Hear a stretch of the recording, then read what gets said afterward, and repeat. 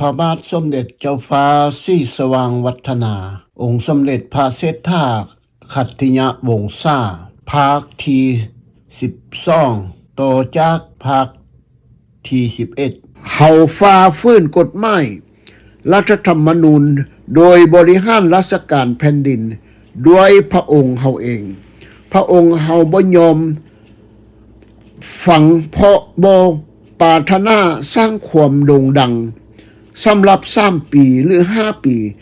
โดยฝ่าฝืนกฎหมายสูงสุดและฮิตของประเพณีของบ้านเมืองพระองค์พอพระทัยให้ตัวเองอย่างอันถูกต้องและความดีงามแก่หนุ่มน้อยลูกบ้านล้านเมืองหลายกว่าฉะนั้นเมื่อไปอยู่บ้านเพิ่นเมืองเพิ่นให้พอใจในระเบียบกฎหมายทางประเพณีอันดีงามของประเทศเฮาและประเทศพฤติการปฏิบัติอย่างเคร่งครัดในขอบเขตของกฎหมายและฮิตของอันดีนี้เกี่ยวกับการต่างประเทศนั้นพระราชอาณาจักรลาวโชคดีมีบุญวาสนาที่ประเทศมหาอำนาจและประเทศเพื่อนบ้านทุกประเทศได้พร้อมเพรียงกันได้ตกลงรับรองเอาและทั้งรับรองค้ำประกันความเป็นกลางและเงื่อนไขต่างๆที่บ่งไว้อยู่ในสัญญาเจนีวาของปี1962นั้นให้ศึกษาสัญญา1962นั้นให้คักแน่อย่าประพฤติปฏิบัติออกความเห็นอันนอกเหนือไปกว่านั้นพระราชอาณาจักรลาวของพระองค์แม้นปรารถนาที่ดีที่สุดอยากให้มีความสงบสุขความถูกต้องปรองดองกันอยากให้คณะแนวลาวฮักษาหรือแนวลาวอิสระเข้ามาร่วมอยู่นำวงศาคณะญาติอันเดียวกันจึงได้เลือกเอาทางสายกลางมัตสามาปาทาคือพระองค์ได้ปรบอยู่เสมอในทุกโอกาสบ่ต้องการอยากให้มีการฆ่าฟันลันแทงกันระหว่างลาวต่อลาวด้วยกันบ่อยากให้มีการพิดเที่ยงกันหรือก่อวิวาทกันต่อไปตื่นอีกขอให้มีแต่ความปรองดองกันช่วยเหลือกันพากันแก้ไขข้อผิดพลาดโดยสันติวิธีคือหันหน้าเข้าหากันจับมือกันแก้ไขกันปัญหาของชาติแก้ไขโดยตรงด้วยตนเองด้วยวิธีในทางวาจาสันติภาพอย่าให้มีการจองล้างจองผ่านซึ่งกันและกันหรือจองเวรจองกรรมบ่ให้คิดแก้แค้นบาดหมางกันถ้าเหตุใดดังพระองค์เขามีญาว่านี้จะมีแต่ความสันติสุขให้ถือเอาชาติอื่นผู้มาหุกหานพุ้นเป็นศัตรูลาวเหมือนกันดังที่ผ่านมาแล้วจนลาวเฮาก็ล่มจมเงยหัวบ่ขึ้นบ่ได้สร้างสร้างพัฒนาโดยที่ควรสุดท้ายนี้พระองค์เฮาขอให้พญาจงมีแต่อายุวันโนสุขขังพลังด้วยวาจาใจนี่คือพระราชโอวาทของพระองค์มีต่อพระนทานพญาแก้ววิภากรอีกอันหนึ่งที่พระองค์พอพระทัยเป็นอันมากนั้นก็คือในการพระราชพิธีทรงและมอบกระแสไฟฟ้าแห่งสูงจากราชอาณาจักรลาว5ราชอาณาจักรไทยโดยมีพระบาทสมเด็จเจ้าฟ้าศรีสว่างวัฒนาองค์สมเด็จพระเศรษฐาขัตติยสุริยวงศาแห่งลาวกับพระบาทสมเด็จเจ้ามหาชีวิตภูมิพลอดุลยเดชแห่งราชอาณาจักรไทยได้ร่วมกันทั้งสองพระองค์ได้เสด็จมาทรงเป็นประธานทรงมอบ ทรงมอบกระแสไฟฟ้าแห่งสูงพิธีในวันนั้นนอกจากองค์พระประมุขของทั้งสองประเทศได้เสด็จมาประทับเป็นองค์ประธานแล้วท่านนายกรัฐมนตรีทั้งสองประเทศและบุคคลสำคัญก็ได้มาร่วมในพิธีดังกล่าวอย่างคับคั่งอังโอหน้าแน่นรวมทั้งผู้ต่างหน้าองค์การสหประชาชาติธนาคารโลกเอกอัครราชทูตทั้ง9ท่านที่มีส่วนช่วยเหลือโดยกงในการสร้างเงินน้ำเงิมสร้างเขื่อนน้ำเงิมก็ได้มาร่วมในพิธีเวลา 10 โมงกับ20 นาทีเรือโดยสารที่นำบุคคลสำคัญฝ่ายราชอาณาจักรลาวและราชอาณาจักรไทยไปถึงแพการน้ำข้องพร้อมกันโดยจอดคนละด้านฮอดเวลา 11 โมง 35 นาทีเพื่อพระที่นั่งขององค์พระประมุขทั้งสองประเทศออกจากช่องแขมฟังไปจอดคนละด้านข้องแพทั้งสองพระองค์เสด็จจากเรือพระที่นั่งขึ้นสู่จุดศูนย์กลางถึงเวทีทรงปฏิสันทานซึ่งกันและกันด้วยพระราชปราศัยอันไมตรีอย่างมีความปลื้มปิติยินดีเบิกบานพระทัยกับอันมาแล้วประทับเป็นการถือว่าเป็นประธานในพิธีพระประธานอูยุนเลขาธิการองค์การ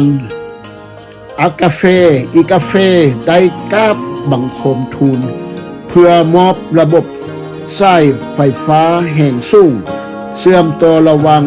ลาวและไทยซึ่งมีข้อความตอนนึงว่าสายไฟฟ้าที่ข้ามลำน้ำคลองแห่งนี้เป็นสัญลักษณ์ของมิตรภาพโซให้เห็นความเข้าอกเข้าใจดีต่อกันและการร่วมมือซึ่งกันและกันระหว่างประชาชนในเอเชียตะวันออกเฉียงใต้โดยผ่านทางคณะกรรมการพัฒนาแม่น้ำคลองภายใต้อุปการะการขององค์การสหประชาชาติพระประธานอูทันเลขาธิการองค์การใหญ่สหประชาชาติก็ได้ทรงสร้าง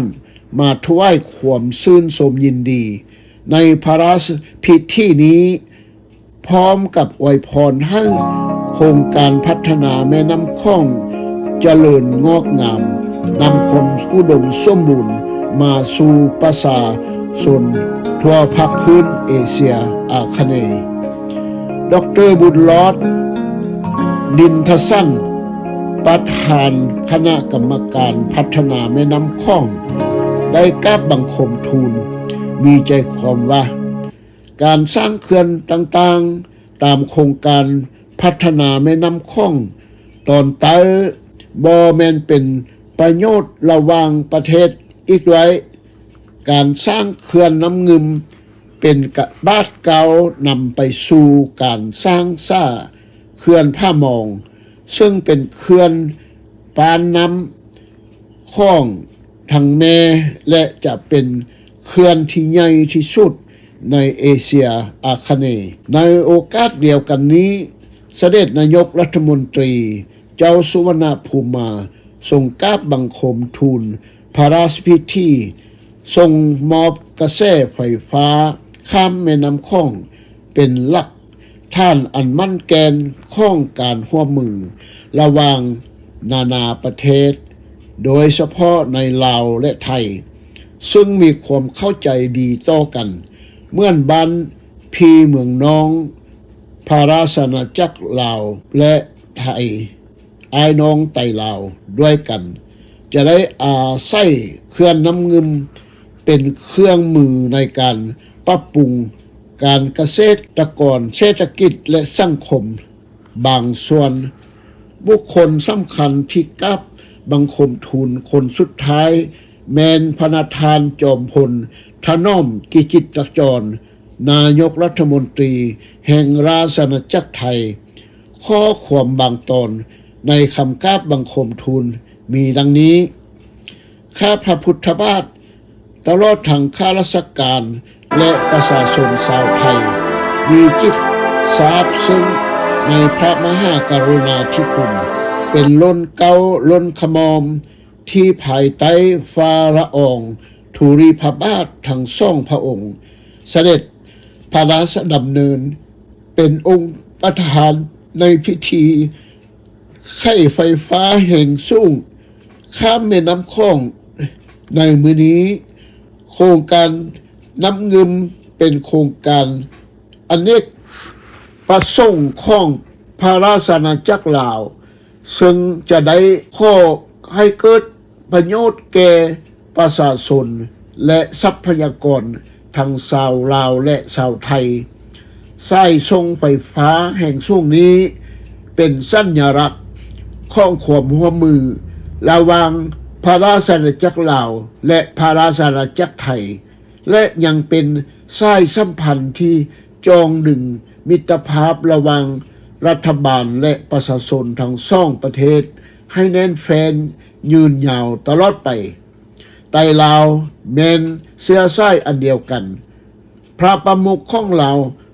ส่งไข่จากกังแม่น้ำข้องเข้ามาสู่เวียงจันทน์ที่ผลต้องพระราชประสงค์ทั้งสองพังสุดใส่ยันโตเป็นสิริมงคลพระราชพิธีเทื่อนี้มีประชาชนซ่องแขมฟังหลาย10,000 คนได้เฝ้าเบิงตั้งแต่เช้าจนจบพิธีและในระหว่างทำพิธีอยู่นั้นนอกจากมีเจ้าหน้าที่ตำรวจและนายและพลทหารหักษาการอย่างเข้มแข็งแล้วทางอากาศก็มีเรือบินของกองทัพอากาศ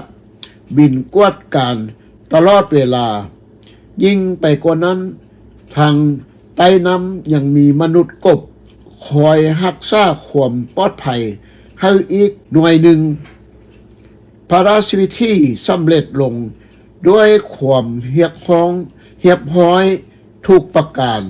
ทุกอย่างในเมื่อตอนเที่ยงวันยิ่งไปกว่านั้นประชาชนทั้งสองฝากฟังต่างก็ได้มีโอกาสชื่นชมพระบารมีทั้งสองประมุขของประเทศไทยลาวแต่ประชาชนส่วนใหญ่ส่วนหลายจะพากันฟาดสายตา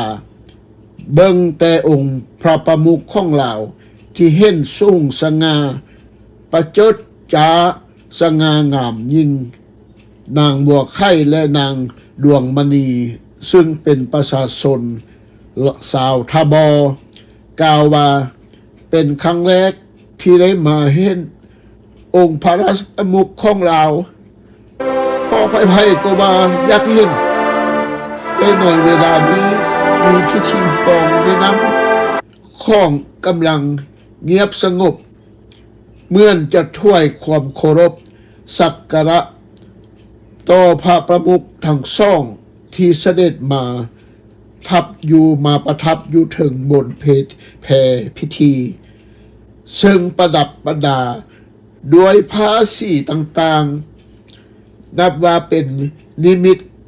เป็นอุทิศที่ดีและจะพาให้พระราชอาณาจักรลาวเฮาประสบผลสำเร็จในการพัฒนาสร้างประเทศชาติและสร้างความสนิทสนมเหมือนเครือญาติพี่น้องสองชาติไทยลาวให้ยืนยงไปชั่วฟ้านิรันดรพระราชพิธีเฉลิมฉลองในวันรัฐธรรมนูญในปี 1960 ของวันที่ 11 เดือนพฤษภาคม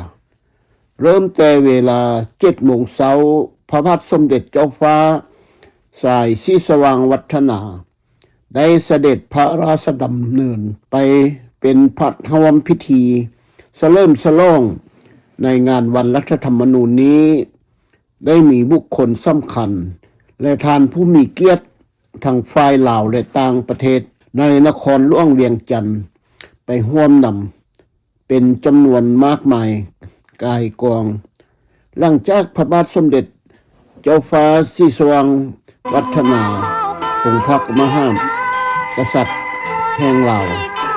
ได้เสด็จพระราชดำเนินกวดแถวทหารกองเกียรติยศโดยรถพระที่นั่งพิเศษ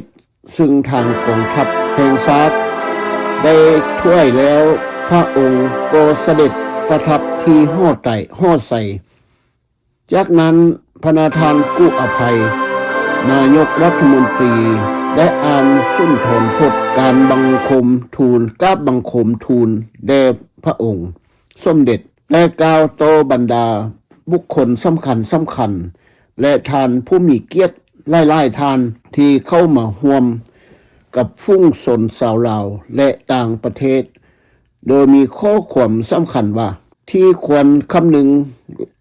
และปุ้มลุมกันปฏิบัติตามเป็นอย่างยิ่งดังข้อความตอนหนึ่งทานกล่าวว่าเมื่อได้เอกราชได้อธิปไตยของเรายังถูกคุกคามท้าทายอยู่ดังเห็นมาแล้วลาวเฮาก็ควรเป็นน้ำหนึ่งใจเดียวกันและโหมแหงกันต่อสู้ปฏิบัติอันตรายทุกด้านถ้าว่าภายในบ้านเมืองของลาวเฮามีกำลังอ่อนแอขาดความสามัคคีกันอย่าสงสัยเลยว่าภายนอกก็จะมีผู้ยำเก่งแล้วเขาจะทำการคมคูบีบคั้นพี่ป่องเข้ามาแทรกแซงทวีขึ้นเพื่อหลีกเลี่ยงและเว้นจากอันตรายเหล่านี้เสียเฮาควรประพฤติปฏิบัติตัวให้เป็นธรรมรักษาศาสนาพระมหากษัตริย์มีความสามัคคีกันโดยความเด็ดเดียวเวลานั้นประสาจามิตรภาพนอกคงยำเก่งพวกเฮาเป็นแน่ต่อจากนั้นไปพระบาทสมเด็จพระเจ้ามหาชีวิตศรีสว่างวัฒนาก็ได้ส่งพระราชทานเลื่อนตราคำสอบให้แก่นายและพลทหารนายและพลตำรวจและบรรดาข้าราชการทุกชั้นพลเรือนผู้ที่ได้กระทำคุณงามความดีให้แก่ประเทศชาติและหลังจากนั้นก็มีการส่วนสนามของทหารตำรวจลูกเสื้อหญิงและชายตลอดจนถึงบรรดาข้าราชการจากกรมกองกระทรวงต่างๆโดยนุ่งเครื่องเป็นที่มีระเบียบวินัยอันสวยสดงดงามสง่างามเห็นดูแล้วก็สะอาดตาภาคที่ดีเด่นอีกส่วนหนึ่งก็คือครูและอาจารย์สอนจากสถาบันต่างๆทั้งลูกศิษย์และมวดโรงเรียนต่างๆอย่างองอาจและเข้มแข็งแข่งกันเดินส่วนสนามในวันนี้เมื่อพระบาทสมเด็จพระเจ้ามหาชีวิตศรีสว่างวัฒนาได้ทอดพระเนตรการส่วนสนามแล้วพระองค์พร้อมด้วยองค์อัครมเหสีก็เสด็จพระราชดำเนินกับพร้อมด้วยบุคคลสำคัญที่ติดตามพระองค์ทั้งสองเสด็จมาในวันที่11เดือนพฤษภาคมปี1960ณเวลา 16 โมงพระบาทสมเด็จเจ้าฟ้าศรีสว่างวัฒนาพร้อมด้วยองค์อัครมเหสีได้เสด็จพระราชดำเนินไปสู่ห้องประชุมสภาแห่งชาติเพื่อส่งประกอบพิธีเปิดประชุมสภาแห่งชาติเพื่อส่งประกอบประชุมร่วมสภาครั้งที่1ของสุดที่4นี้พิธีดังกล่าวได้ประกอบขึ้นทรงหน้าเสด็จองค์ประธานสภารัฐมนตรีพระประธานนายกรัฐมนตรีท่านรัฐมนตรีเสนาธิการกองทัพแห่งชาติบรรดาสมาชิกสภาผู้แทนราษฎรตลอดจนถึงบรรดาทูตอนุทูตและบรรดาข้าราชการชั้นผู้ใหญ่เป็นจำนวนล่วงหลายมากมายกายกอง พระบาทสมเด็จพระเจ้ามหาชีวิตศรีสว่างวัฒนาได้ทรงกล่าวพระราชสุนทรพจน์เปิดสภาแห่งชาติเป็นข้อความสำคัญหลายตอนดังที่ได้อัญเชิญมาพอที่เป็นตัวอย่างส่งตอนว่าประชาชนพลเมืองลาวเบาภัยรัษฎรลาวทั้งชาติมีคติรอบคอบและรับรู้ผิดชอบ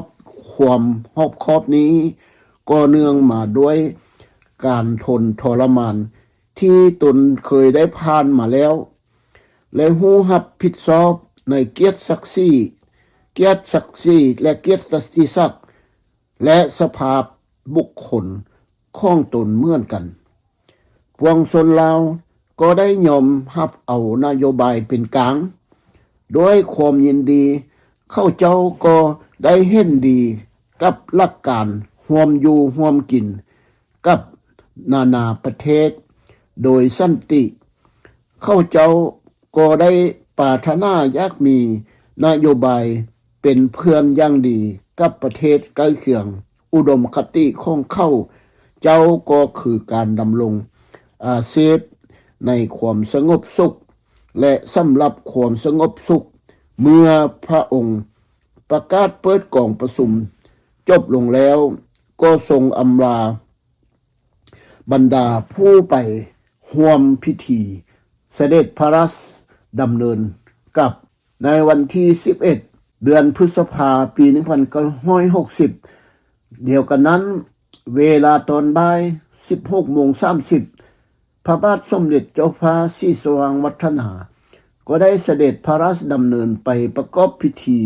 เปิดประชุมสภาราชมนตรีประจำปี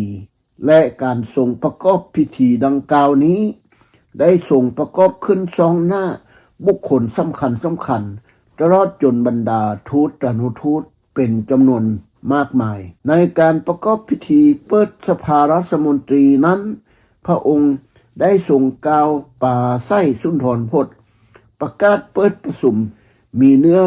ในข้อความที่ทรงกล่าวถึงความสำคัญของคณะรัฐมนตรีที่ได้ช่วยเหลือ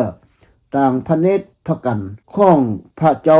ศรีสว่างวงศ์เป็นอย่างดีหลังจากพระองค์ประกาศเปิดจบแล้วและก็ได้เสด็จพระราชดำเนินกลับสู่พระราชสำนักที่ประทับในวันที่31เดือนพฤษภาคมปี1960เดียวกันนั้นพระบาทสมเด็จเจ้าฟ้าศรีสว่างวัฒนาทรงเลือกนายกรัฐมนตรี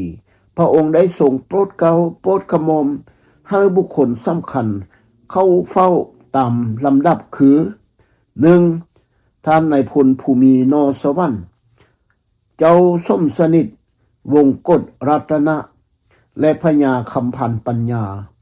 ณเวลาโอกาสนั้นพระองค์ทรงได้มอบพระราชทานซ่านแต่งตั้งให้เจ้าสมสนิทวงกฎรัตนะ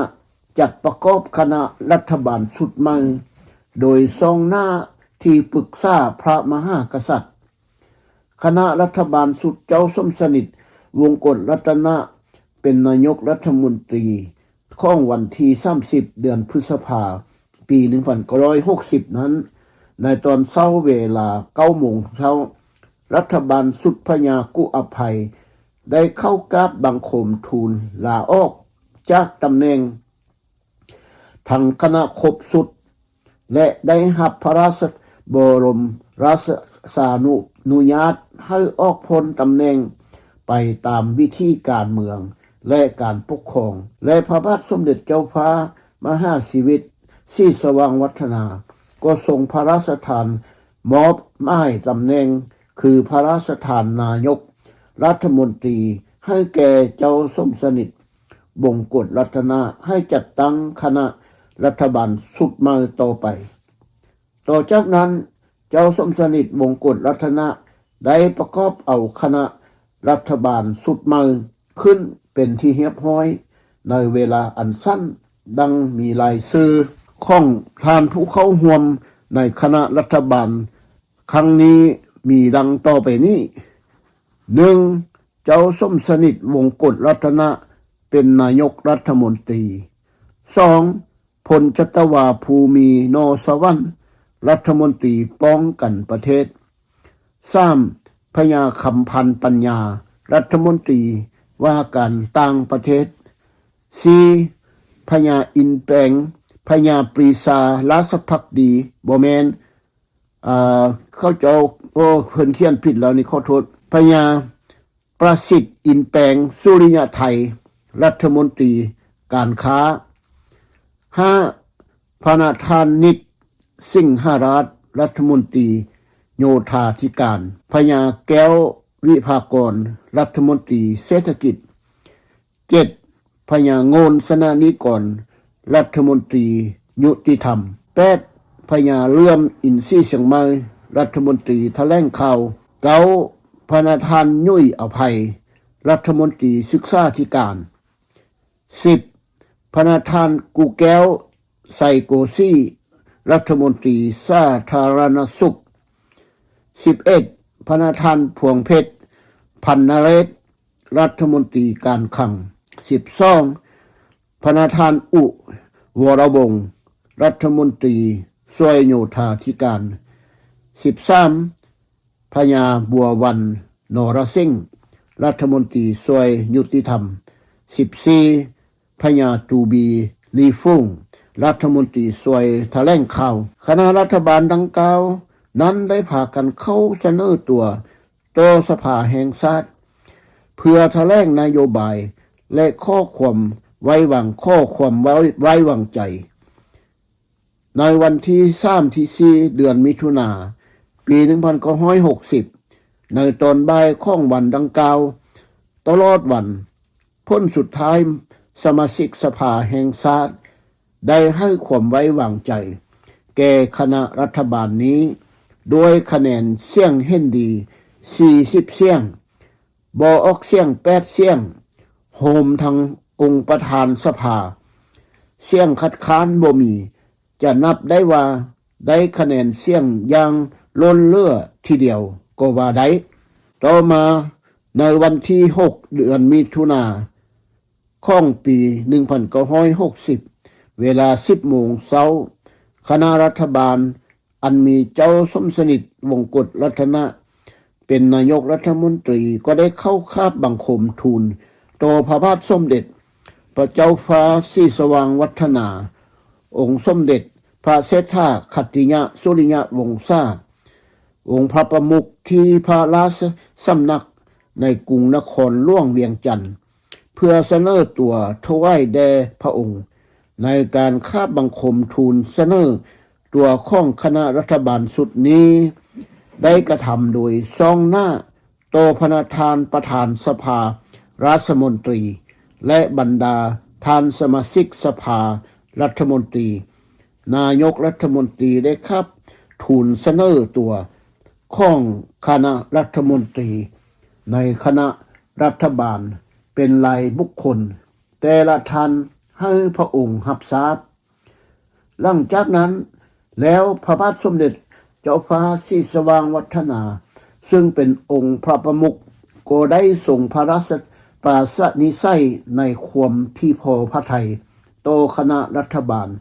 เพื่อเป็นผู้นำพาการบริหารบ้านเมืองให้อยู่ดีมีสุขตั้งหน้าพาประเทศชาติก้าวไปสู่การพัฒนาให้มีความเจริญงอกงาม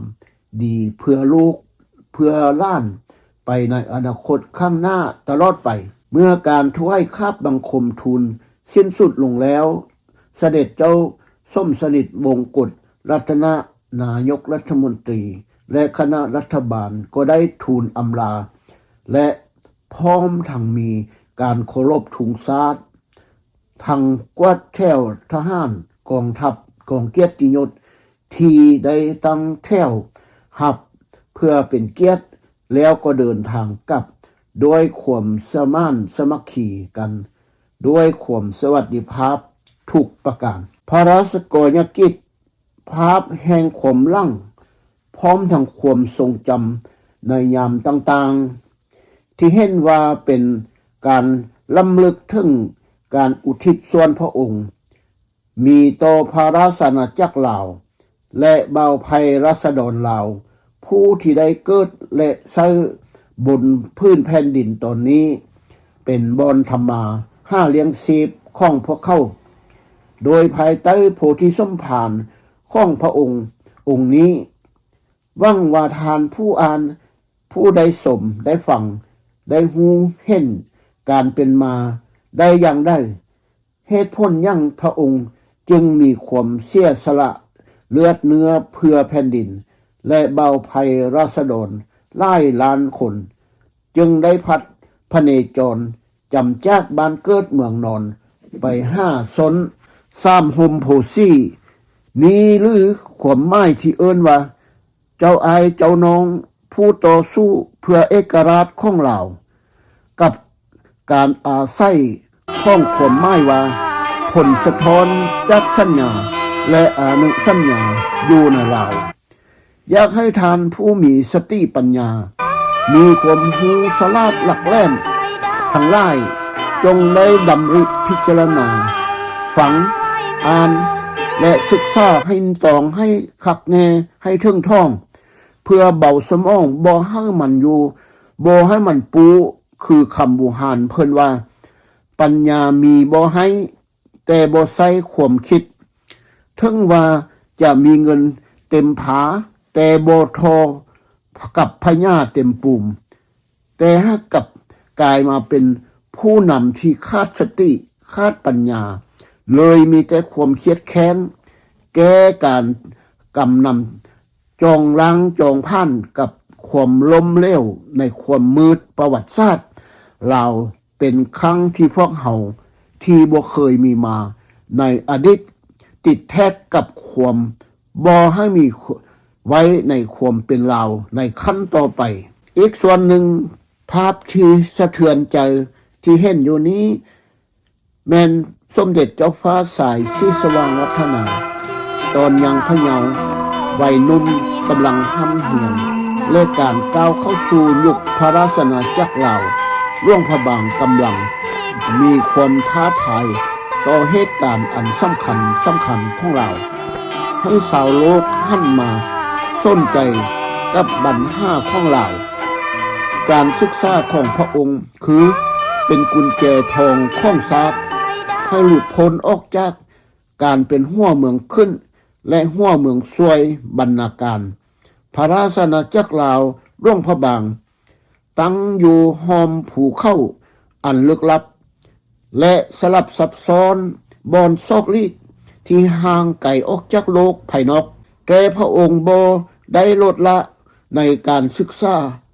และเป็นองค์กษัตริย์องค์แรกที่ไปศึกษาหำเหียนเอาความรู้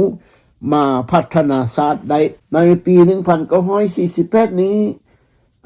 ในปีพิธีพระราชพิธีเซ็นสัญญาระหว่างลาวกับฝรั่งเศสพระองค์ก็ได้เข้าร่วมเป็นสักขีพยานในด้านต่างๆที่พระองค์เห็นว่าจะนำมายังความที่เฮ็ดให้ลาวเฮามีเอกราชอย่างถูกต้องตามสัญญากับฝรั่งเศสนั้นเพื่อบ่ให้ราชอาณาจักรลาวได้ตกไปเป็นหัวเมืองขึ้นกับพวกฝรั่งเศสอีกพระองค์ก็พร้อมด้วยคณะที่ปรึกษาพระมหากษัตริย์มีความโปร่งใสในการเซ็นสัญญาร่วมดังกล่าวเป็นไปตามหลักการสากลที่มีอำนาจขอบเขตของสัญญาพระองค์ยังได้กำชับให้คณะ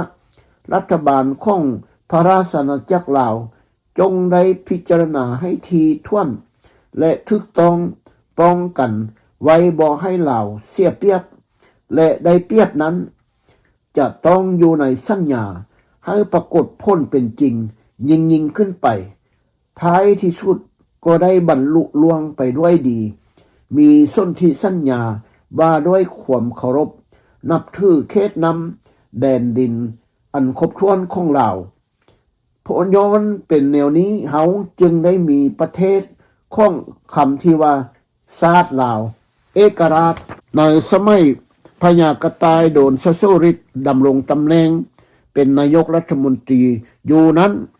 องค์สมเด็จเจ้าฟ้าศรีสว่างวัฒนาได้เสด็จพระราชดำเนิน การกวดแถวทหารกับพนาธานพญากระต่ายซึ่งเป็นวันสำคัญในข้องศาสตร์ในปีนี้เองประเทศชาติของพวกเขาประชาชนลาวทั่วประเทศได้รับรู้จากองค์การสหประชาชาติให้พระราชอาณาจักรลาวเข้าร่วมเป็นสมาชิกกับสากลผลงานอันดีเด่นยิ่งกว่านั้นแม่นเฮ็ดให้เศรษฐกิจลาวมีความเข้มแข็งเงินกีบลาวมีราคาพาให้ประชาชนลาวทั่วประเทศสามารถทำมาหากินประชาชนเบาภัยราษฎรมีอยู่มีกินไปมาหาสู่กันอย่างเสรีมีสิทธิเสรีภาพประชาธิปไตยอย่างแท้จริง